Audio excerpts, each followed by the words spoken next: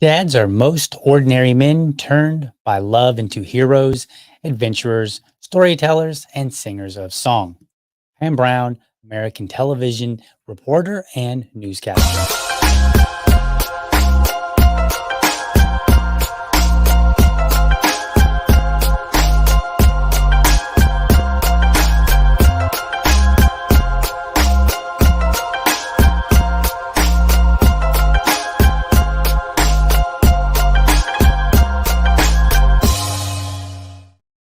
Welcome to another morning episode of the Liberty Dad Podcast, a discussion on politics and culture. Tuning in live, especially thank you for giving me your time so early. Today, I've got another episode of Liberty Dad Musings. Basically, the difference between the Liberty Dad Musings and other things is rather than take on one particular topic, I pick several. Could be three, could be four, could be five. Today, I have three items. So let's get into it and see what we have today. And let's go with this first clip, which comes from an MSNBC clip talking about third parties. Hooray! We finally got some media, right? Maybe not so much. Let's see what happens. Let's see what they had to say. So historically, at least modern history, there's spoilers. But with the current level of dissatisfaction with Trump and Biden, is there any chance you see this year could be different? No, I think that third-party candidates are spoilers. I mean, history could potentially repeat itself again. And now more than ever, the idea of a third party is a threat to our democracy. This is not the time for this. I understand the frustration that the American electorate has. People always express a certain amount of frustration with the two-party system. But that's the system we have. And we're not in a position now where we have two candidates who equally who are equal threats to our democracy. Oh, okay. So, number one, that's the way we've always done it. This is what we have. That's just another way of saying that, right? Like, well, that's just the way we've always done it. That's what we got to work with. So, you got to use this, right? There couldn't possibly be any other way. And then, one of my favorites, it's a nice repackaged everything's always repackaged, right? But it's a nice repackaged version of this is the most important election ever. Because like both candidates are not equally a threat to our democracy. So you mean like this would be a very important election, like maybe the most important election of our lifetimes? It's coming, folks. You know it, and I know it. It's coming. Let's see what else she says. Donald Trump is a threat to our democratic system. He says he wants to be a dictator on day one. Wait, he said he wants to be a dictator. Now he might, and I wouldn't necessarily disagree, but he actually says that. That's interesting because I would like to hear that clip. Pretty sure take $500 for things that never happened, right? Like, okay, let's continue. I'm going to try to get through this whole thing without making too much fun of her. Biden doesn't pose that threat. It's a policy difference. It's a policy difference.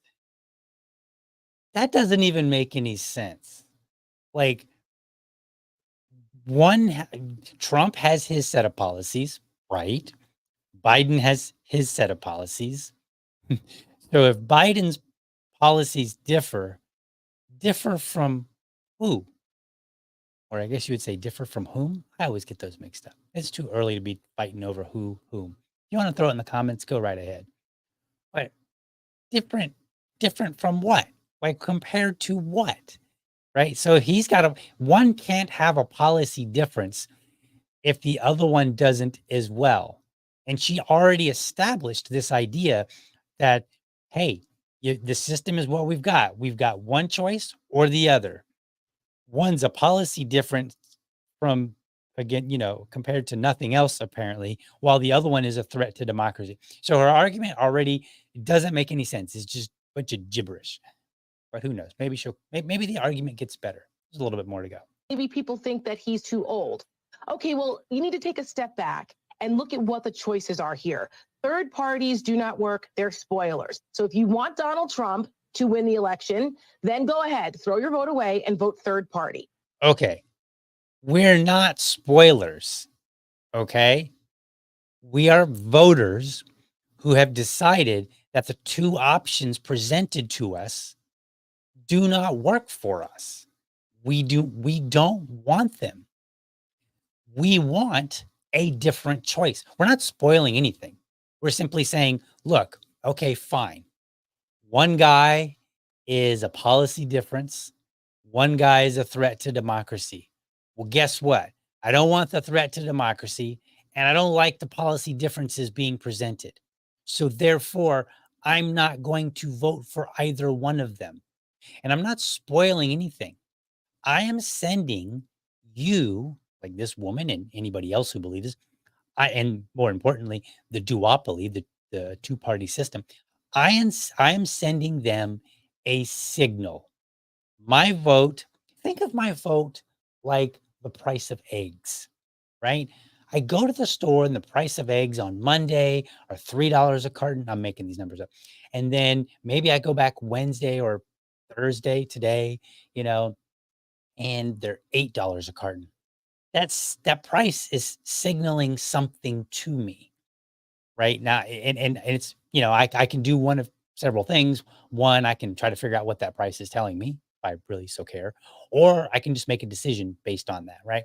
In this particular case, my vote is telling you something. It's sending you a signal. And so if you want to be a talking head and get on national TV, then maybe you should find out what that signal is telling you. And the signal is telling you, I don't like the other two. And it doesn't matter which third party person that I end up voting for. Now, in my case, libertarian, right? But there are other third party candidates. And if somebody votes for any one of the third party candidates, they are sending a signal that she is ignoring, that she's pretending doesn't matter, because the only thing that matters is what she wants. If you don't, and you want to maintain our democracy and work within our system to reform it, maybe down the line, there can be an opportunity to have ballot access or a third party or whatever, that's fine. But right now, the threat to our democracy is too great to be messing around with third party candidacies. These are Okay. So let's stop there. She says, you know, if you can work within our system. I don't know if she's aware of this, but I am. I am working within the system. I am literally voting for who I believe best represents me. That's part of the system. The system is, I mean, in a way, the system is vote for one of the big two, in a way, right? Like that's the more practical way of looking at it. Like that's the more realistic way. Like if we're like, oh, I'm a realist, right? If we want to go that route. But by design, the design of the system is not that I should have to only choose one of two people. That's because by design, we have an opportunity for third parties. That's why they exist. They exist in the very system that we have. I am not doing anything outside of the system. I am voting within the very system that she is saying that I should do, right? Like that I should work with. Well, I am. She doesn't like it. So she's making up these weird pseudo arguments for why I should vote for basically her preferred candidate. That's really what it amounts to. And then she's using hyperbole, you know, like, oh, this one's a threat to democracy, and this one just it's the policy difference. Like, she's got some different ideas, guys. Come on, like it's not so bad. You got to vote for this guy, and then maybe later we can work it out. And this is what they do every single time. They're like, well, this is just a great threat. So therefore, now is not the time. And I've heard this from both sides, right? Like when I was tabling a gun show years ago before Donald Trump was elected the first, well, I don't want to say the second time, but the first time in 2016 when he was elected. I keep wanting to say first because I'm thinking of him running, but when he ran the first time. And I was at a gun show and people would come up and be like, yeah, dude, I'm a libertarian. I love the libertarians, but I got to vote for Trump because, it's just third parties aren't ready yet. It's just not ready. It's not the right time. Like, and like everybody says that everybody, you figure out who your preferred candidate is. Then you make up these dumb arguments like, well, it's just not the right time. Well, when is the right time? How about that? How about you get on TV and you tell me when the right time is so that I know when I'm supposed to vote for a third party candidate. Now, that's actually not, I mean, she could do that and I'm still going to do whatever I want. But the point being, they never tell you when the right time is. They always want to tell you that it's not now. Whatever you're doing, not the right thing now. And that's like, I'm not okay with that. And I'm going to, we need to start rejecting this line of thinking. Reject the idea that someone can tell you not now, but isn't willing to tell you when. What circumstances would be okay, right? Because I mean, you could have two moderates and they'll still say the same thing. All right, I think there's a few more seconds left here. No, I think it's about it. Just vanity candidacies anyway, because they can't win. No Labels has yet to put forward an argument that shows that their version of events actually constitutes a win. They don't have one. And so every single time. Oh, okay. No candidate. Let's roll that back just a second here, because no. So let's back this up just a wee bit here. Win. No Labels has yet to put forward an argument that shows that their version of events actually constitutes a win. Okay. Yes, they have. Every single one of them has. They said, if I get this many votes, electoral votes, I win.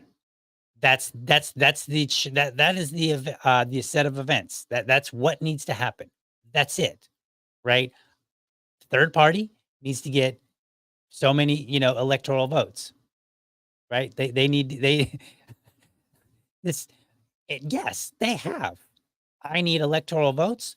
I'm going to go and try to get people, the popular vote so that they can send the message to the to the electors. And then the electors will give me the electoral votes to satisfy the win. That is exactly what happened. Hey, buddy, how are you? So, no, it's not even true. Like, they have no path to victory. Now, the path to victory may be a steep mountain, right? It might be a straight up cliff that we have to climb up while everybody else is walking up a nice incline, right? So it may be harder, but no, we actually have. Like, nothing that this woman's saying is making any sense whatsoever. All right. They don't have one. And so every single time we've gone through this exercise, it has really been a vanity candidacy. And if you look at what happened to Hillary Clinton with Jill Stein in 2016, Jill Stein cost her votes in states where if Hillary Clinton lost by less votes than Jill Stein. So again, I didn't fact check this one, so I'm going to assume that it's true. If she lost in states because Jill Stein was on the ballot and because people would rather vote for Jill Stein, then what that means is those voters sent her a message, right? And by the way, I'm pretty sure, Eve, I don't have to fact check this one. She's talking about the popular vote. Like, she lost the popular vote. There was I think she's confusing, or conflating is probably the more correct term, the popular vote with the electoral vote, because the electoral vote determines who wins in the state. And Jill Stein didn't get any electoral votes. Okay. So, but still, nonetheless, a signal was sent. Whoever voted for Jill Stein, we like maybe some of these ideas where they overlap, but we don't like this candidate, period. That was the signal. And people like her aren't listening. All right. Let's see. Yeah, we do have about 16 seconds left in this clip. So, I mean, it's so obvious what's going on here, but they're just exploiting the frustrations of the American people. But there has to be an argument put forward that people understand what is at stake here. There's a poll out today from the University of Massachusetts Amherst that shows that 39% of Americans are okay with a dictator on day one. 39%. That should scare the hell. All right. So I don't know what happened with the audio there, but let's go back to this view here. Okay. So ultimately, the woman doesn't know what she's talking about. And she's like, hey, look, this is a vanity vote. I don't even know what that means. Like, I mean, I guess maybe for some people, they're voting as a matter of pride so that they can say they voted for Jill Stein or the Libertarians or whomever, right? Um, but most people that vote third party, and I'm willing to bet like the greater most, like we're talking like upper 90s percentile, right? Those folks are voting because they actively reject the other candidates, right? They're not looking at it and saying, I I like the idea that I'm a libertarian or that I'm a Green Party person. And so therefore I'm voting, green or gold, because that's what, that's what I want to look like. No, they're voting because that's who they actually agree represents them. That's the point. And that's what she's ignoring. And she needs to be laughed right off the air. Now, I know you're probably like, dude, it's MSNBC. Like, I'm laughing anyway. I get that. But, more laughter so that at some point, maybe this woman hears it and maybe has to come to, face a reality with her ideas because she's clearly not. All right. So, so enough on that. Let's see here. And I'm going to try to get to comments that I see, that are, relevant to whatever it is that I'm talking about. So, uh, look here. Nikki lost to Noda. Yes, Nikki Haley did lose to Noda. Why was that? Because people would rather have none of the above than they would Nikki Haley where she lost that vote. So this is your vote matters. It does. I know like people say, well, just one vote, it doesn't matter. No, look, let me tell you something. Your vote matters. Do you know why? Because people get on air and they actively try to dismiss it and come up with concoct all these crazy reasons why you shouldn't have voted the way you did, why this election is the most important one, why it's really a matter of two people who are, one is just a policy difference and the other one is a threat to democracy, right? Like, if your vote didn't matter, people wouldn't work so hard to make you feel bad for how you're voting when you vote outside of the two-party system, right? And I'm speaking more colloquially there, right? Because we technically have, in a sense, a multi-party system. It's not what I would consider to be a true multi-party system, but because we have multiple parties in a system that can actively go and campaign and potentially win, we do have multi-party system. So the fact that they're trying to shame you for it very much tells you that your vote does matter. So get out there and vote for who you want. And if you end up being 1%, like you end up being part of the 1% who votes for a particular candidate and that's all they receive, guess what? That 1% sent a message because that message was rebutted on air by somebody who's like, oh, come up with all these crazy reasons, just like this woman did. If your vote didn't matter, she wouldn't spend her time talking about it. Back to the matter. All right, what do we got next here? What is up? This one is kind of interesting. So I saw something on Twitter, and let's pull this up on the screen here. So this is very interesting. This comes from NBC News, and it says last March, Iowa police investigated a bomb threat targeting a junior high school. They determined that the threat was a hoax. Okay, no surprise there. But a detective from the police department had a theory about its possible inspiration: the Libs of TikTok account. Oh man, they got a picture of, and I don't know if I'm able to say her name right, but uh, I skipped saying her name. But let me read from this article here a little bit because I think it's I think it's ever so interesting. This story here. So it says the FBI. This is the subheader. The FBI and local law enforcement said bomb threats across the country have tied up government resources, even when they turn out to be hoaxes. Okay, so like, oh, look what you're doing. You're tying up resources. Interesting. I saw one comment on Twitter where they said, hey, you sent a bunch of FBI and law enforcement, chasing people who were within a mile of the January 6th event. So maybe you're tying up some of your own resources by chasing people that probably don't need to be chased. All right, so let's read this article. Well, I'm not gonna read the whole thing. We'll read some of it. And you know what? Maybe I should put it up on the screen too. How about I do that? Let's get it up on the screen. Make this, a real legit podcast here, so that if you're watching, if you're not watching, I apologize. You'll just have to listen to me talk. Point it out. All right. So what do we got here? There we go. All right. Last March, police in Coralville, Iowa, investigated a bomb threat targeting a junior high school. Authorities brought in specially trained dogs to sniff for explosives and started looking into why someone might try to target the community's teachers and students. Man, they're making this sound very serious. I don't know about you, but I'm 45. And I remember that bomb threats were common in high school.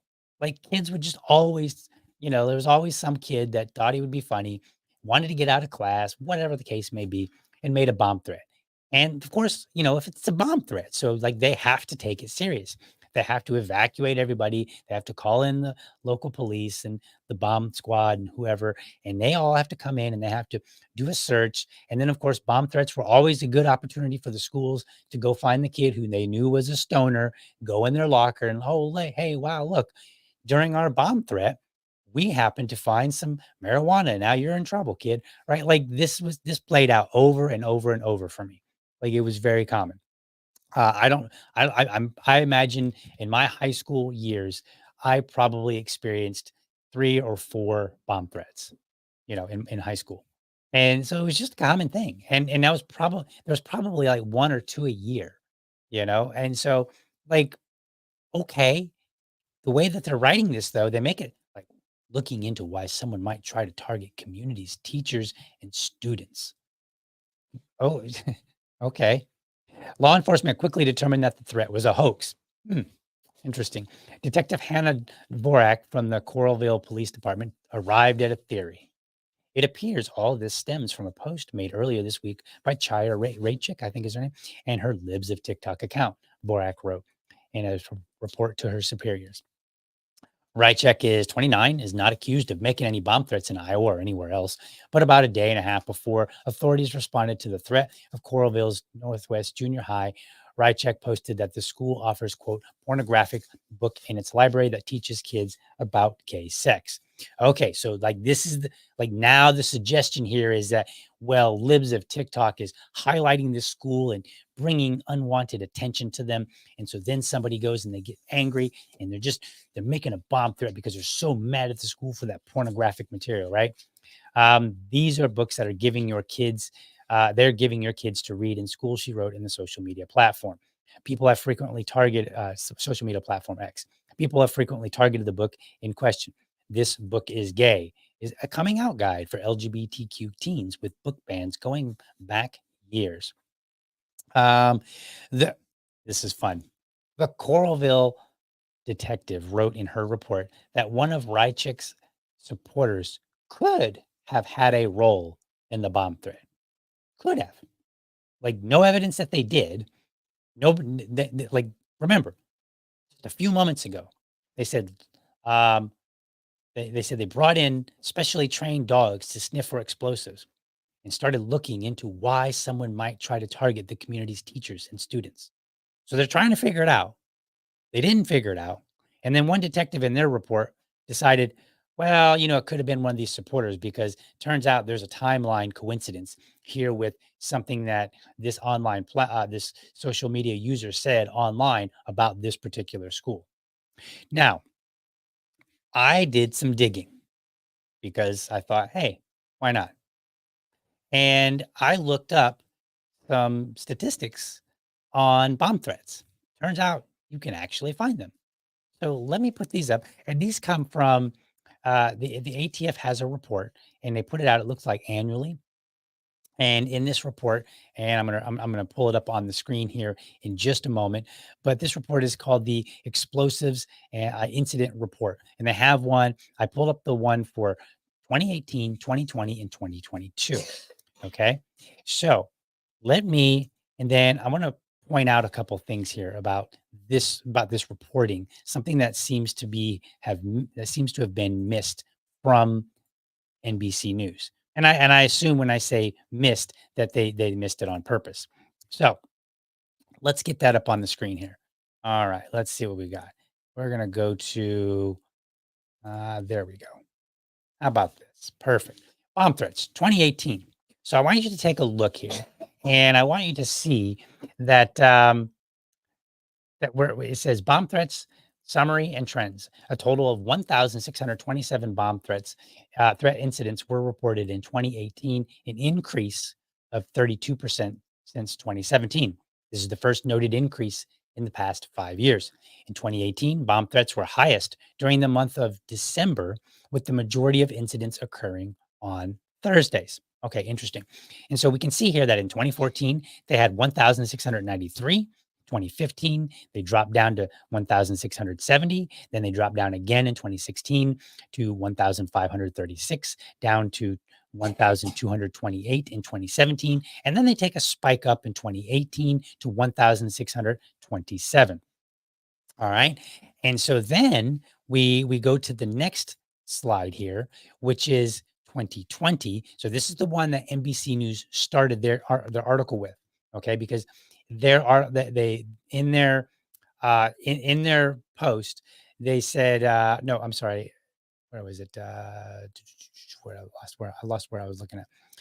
There have been at least 33 instances since 2020 when people or institutions singled out by libs of TikTok later reported bomb threats or violent intimidation. The threats targeted schools, hospitals, businesses, and officials across 16 states. So that is the post that that was made by NBC News. Okay. Now, what I think is worth pointing out here is that in 2020, it says a total of 818 bomb threats incidents were reported in 2020, a decrease of 25% since 2019. This is the lowest number reported in the past 5 years. Okay, so since 2015. In 2020, bomb threats were highest during the months of January and June. Okay, I want you to keep that in mind for just a moment. With the majority of incidents occurring on Thursdays, Saturdays, and Sundays had the least number of reported incidents.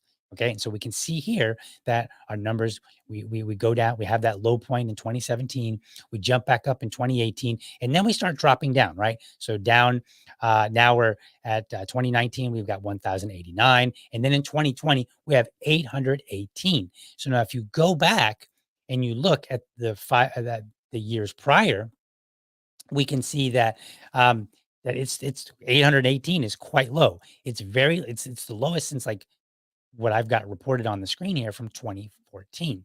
So then we go to 2020, 2022. And what do we see here? It says bomb threats, summary trends. 1,306 reported bomb threats, an additional 1,232 incidents for a combined total of 2,538 incidents in 2022. So now we're back up. So we can see where in 2020 we had 818, goes up to 1,876, and then 2,538 in 2022, right? So here's the interesting part. And let's go back to their article. Let me see here. Got a lot of things that I'm trying to click on here. So give me just a second as I navigate my way back to everything that I need. So let's go back to the article here.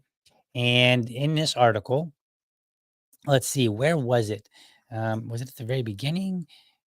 Because they said, let me wish I had it marked. I should have screenshotted this. Oh, here it is. So NBC News identified 33 instances starting in November of 2020 when people or institutions singled out by libs of TikTok later reported bomb threats or other violent intimidations. That is very important information.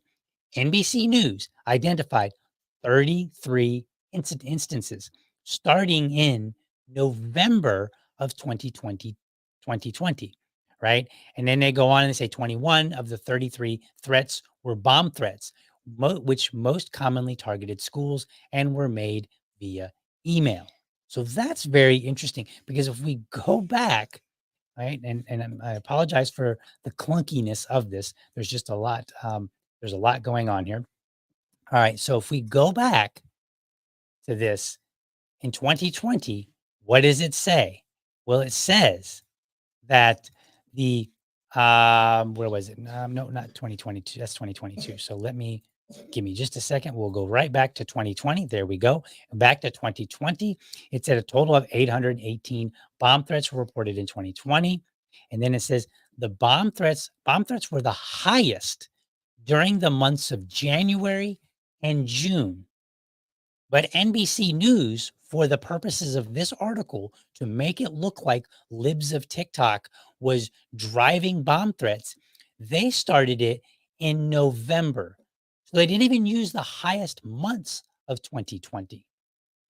They started in November, presumably because that's when you start really digging into the data and you look at, okay, when was, because the schools, like, you in the charts, you can see that it's going up and down, right?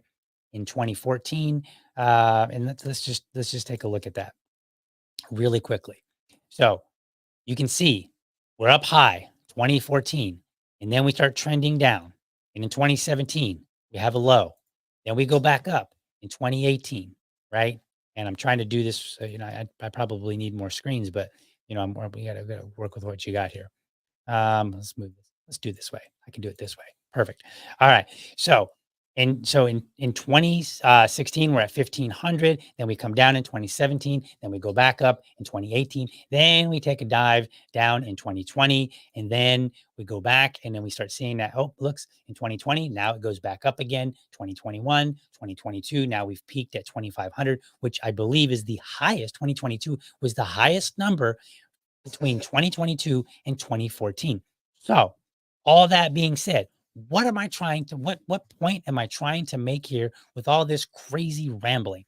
The point here is that NBC News selectively went through the data to find information that would make for the story. And the story is that they wanted to paint libs of TikTok as driving bomb threats. But the reality is, when you look at the data, we see that it goes up and down. And we see in the same year for which they started, they excluded the 2 months that had the highest bomb threats, which were January and June.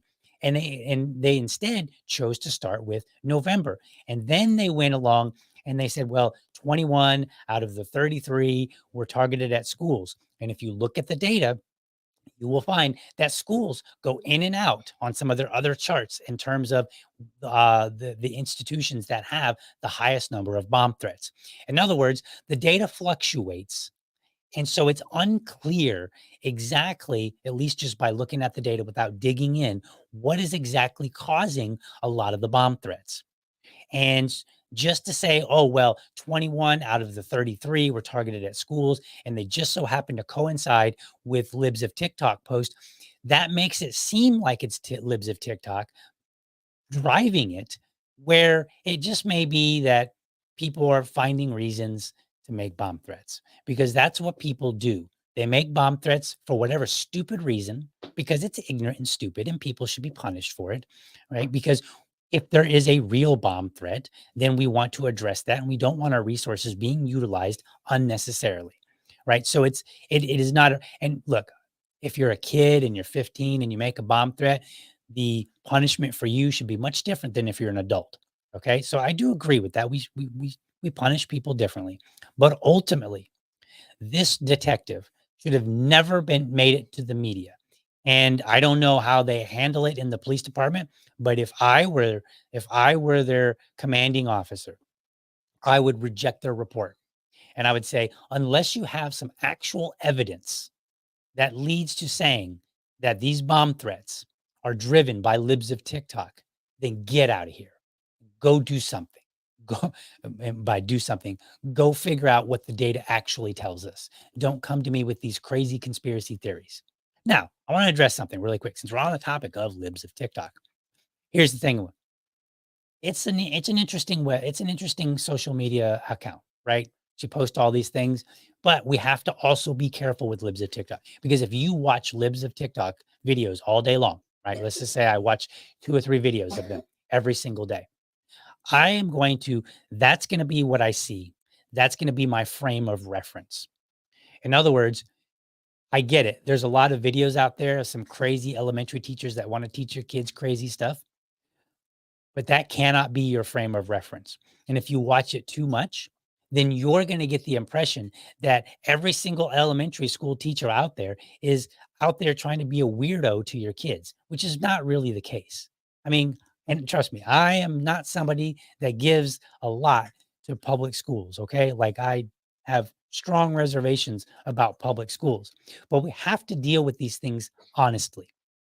And that means when we're looking at what is TikTok, libs of TikTok contributing to, we have to be honest with that. And we have to be honest with what impression am I getting from watching libs of TikTok? And we need to be as careful as much as we demand that of the police. And we can't have, and the news, like, and this is why I say, read the reports, read the bills, read things that are being reported on. And sometimes, like these reports that I just pulled this information from, they're about 19 pages long. There's a lot of graphs in there, so a lot of pictures for you. And, and I'm not demeaning anybody. What I'm saying is, you can skim through it and get a good sense. You don't have to spend a lot of time necessarily. If you find the libs of TikTok story interesting, right, from NBC, then go and dig up the information just like I did and spend an hour and say, oh, wow, looks like NBC News is framing this story. And they did so by selectively choosing the data that if they had included all of 2020 would not have made for their story. We need to be the guardians of what we read. It cannot be the media because they're just like, I don't know how many stories I've done, in my podcast showing where they've said one thing or they framed it in a particular way. And then when you go and actually look at the data says something different. It may not say anything better per se. It may not say like, oh, things are hunky dory and, and exciting, but it may not say the negative thing that they're saying, right? It might just say, in many cases, that they actually write it in the studies. More studies are needed to know what this means. But so it's very important that we dig in. Now, if you find, and again, you don't have to do it for everything. You find a story interesting, go dig in on that. All right, let's see. Let's see what we got here. I know it's off topic, but what are your thoughts on RFK Jr.? Oh, let me put that up on the screen. I know it's off topic, but what are your thoughts on RFK Jr.? He's an independent, but he has hinted at attempting to get a libertarian nomination. Great question. Time surfing alien. I tell you what, that was yesterday's show. So go and check out yesterday's show because I spent my time talking about RFK and why I believe that he should not seek why he should not get the libertarian nomination. Why it's not a good idea. So great question.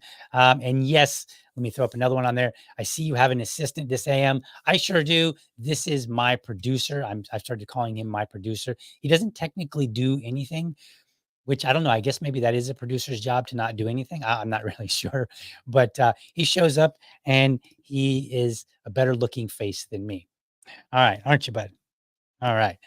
Okay, let's see what we got here. It is 8 o'clock. I think we can do one more thing. So let's get on to this last item here. So you might remember if you watched yesterday's show, speaking of, I mentioned that I put out a poll and I said on tomorrow's episode, and I said this on Tuesday, on tomorrow's episode of Liberty Dad, should I discuss David Boaz's speech about liberalism or discuss why RFK doesn't belong having the LP POTUS nomination? And 53%, almost 54% of people voted for RFK. So that's what I did yesterday. And some people were like, dude, you should do both. And so I was like, well, I don't know if I want to take the whole episode to do his whole show his whole speech, because, only 27% of the people said yes. And so I was like, I don't know, that doesn't seem to warrant doing his whole speech. But I will talk about the little snippet that was going around on the internet. And so let me address that. And in order to address that, let's play that clip. And one more idea you wouldn't think needed to be said. We libertarians, most of us Americans, are liberals. Liberalism is a universal creed. Okay, so let's pause there for just a quick second because I want to point something out that I think is kind of interesting. So here is the 2020 election results. Okay, and so if you're seeing this, what are we looking at here? We're looking at 81 million people voted for Joe Biden and 74 million people voted for Donald Trump. Now, he just said most Americans are liberals.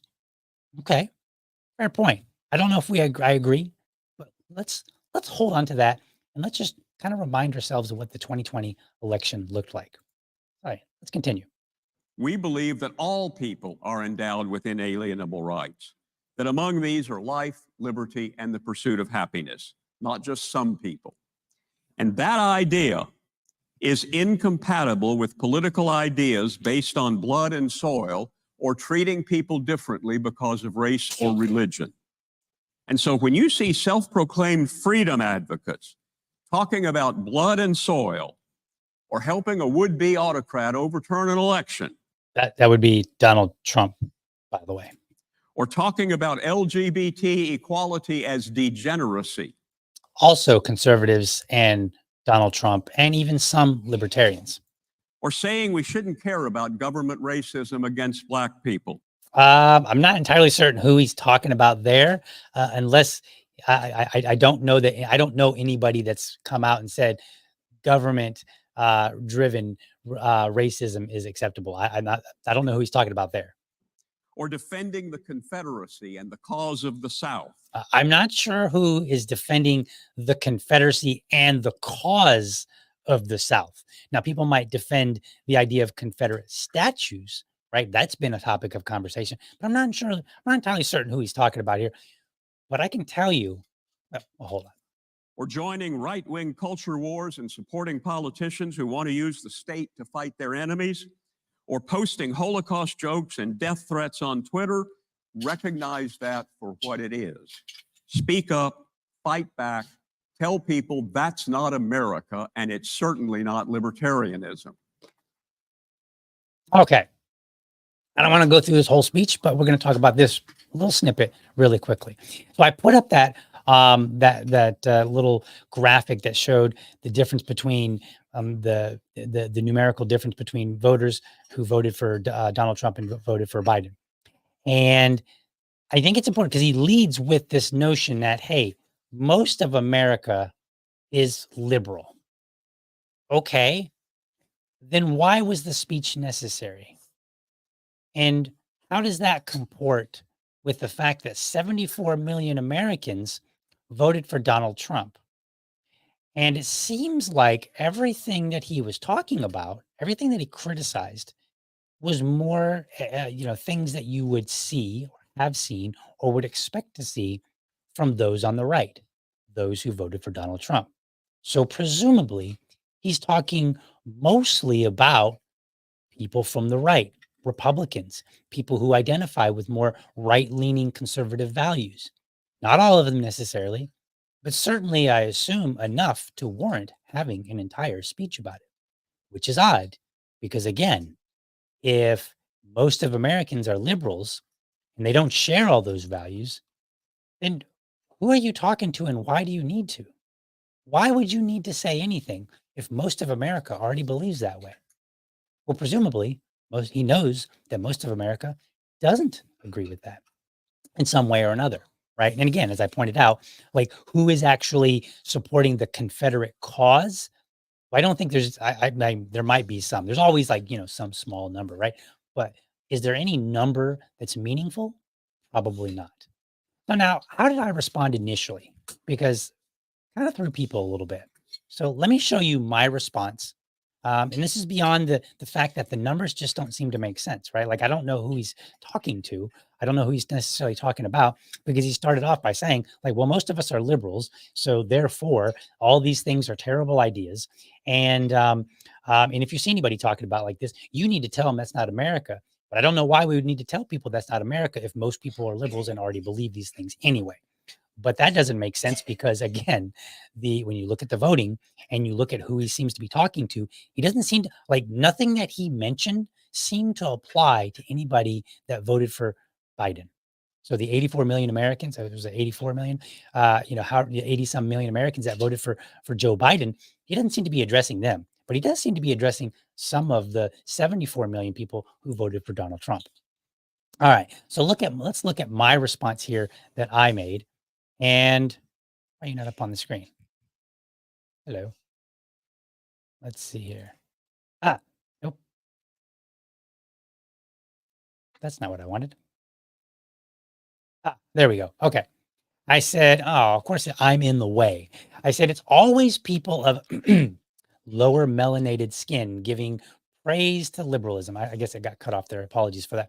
And I said, maybe if liberals were less concerned with moral preening, why does that seem to, let's see here if we can't make this a little bit smaller here so that we can actually read it. Let me zoom in. There we go.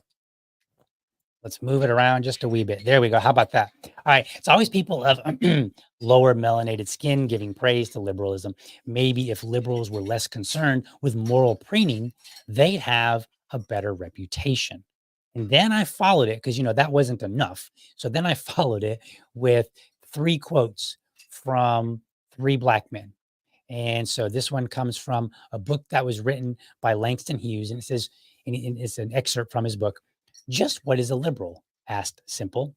Well, nearly as I can tell, a liberal is a nice man who acts decently toward people, talks democratically, and often is democratic in his personal life, but does not stand up very well in action when some real social issue like Jim Crow comes up.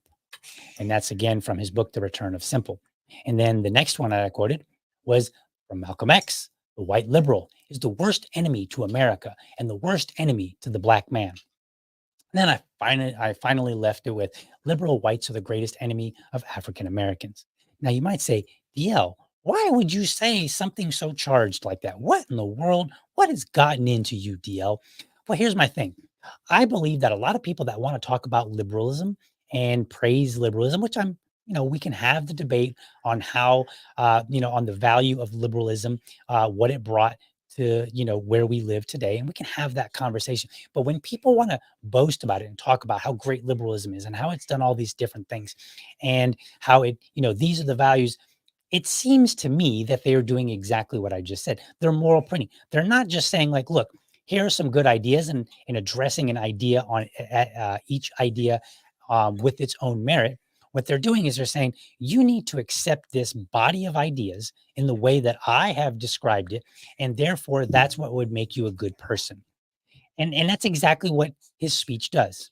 And this is why I criticized it. This is why I brought up these 3 quotes. Now, it's not that I necessarily agree with them or disagree with them. And we could have a conversation where I'm kind of on the fence with some of those. Yes, it is. My producer has reminded me that it is his birthday, so I need to hurry. So I'm going to try to wrap this up very quickly. We're almost done there, good sir. Give me just a moment. All right. So the reason that I put out these quotes is to kind of make the point. Stop praising yourself. Stop talking about how great you are because you identify as, with this name, liberal. Stop doing that and start talking about the issues specifically, right? And start including the nuance where it is due. Not everybody who voted for Trump supported, like some people who voted for Trump, they said, hey, he lost the election.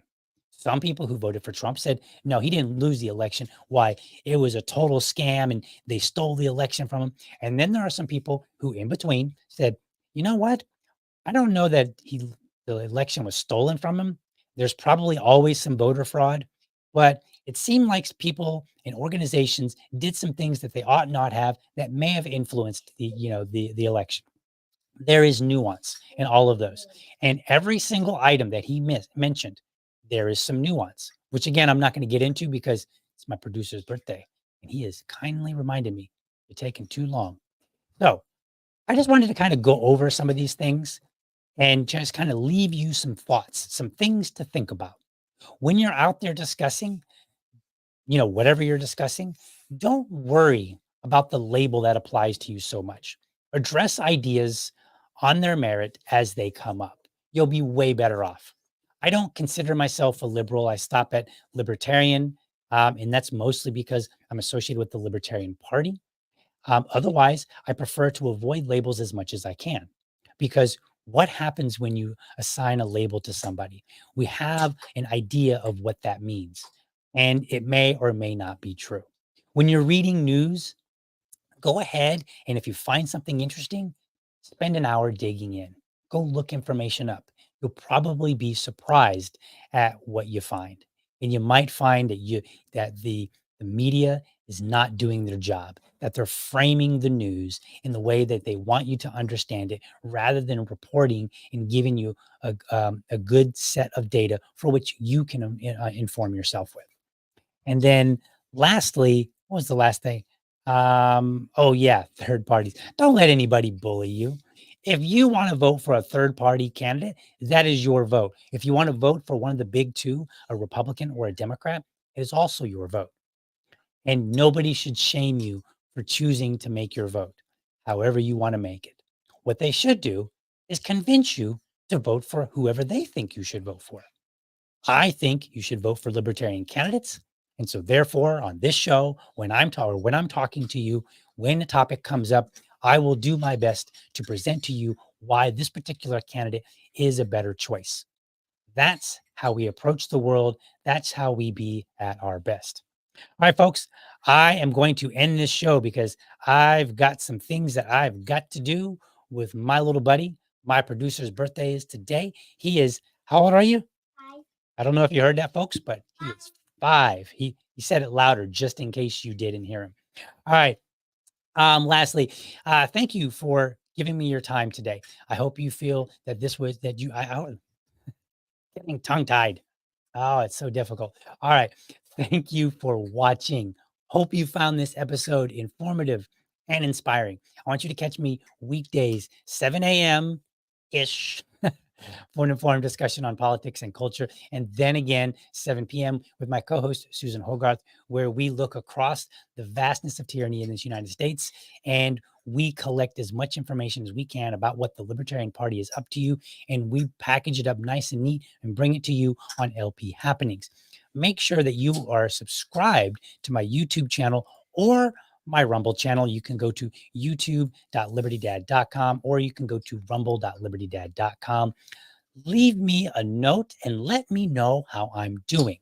Or leave me a comment, I guess is probably the more preferred term. Remember, lastly, if you are a champion of liberty, your business is people and your product is liberty.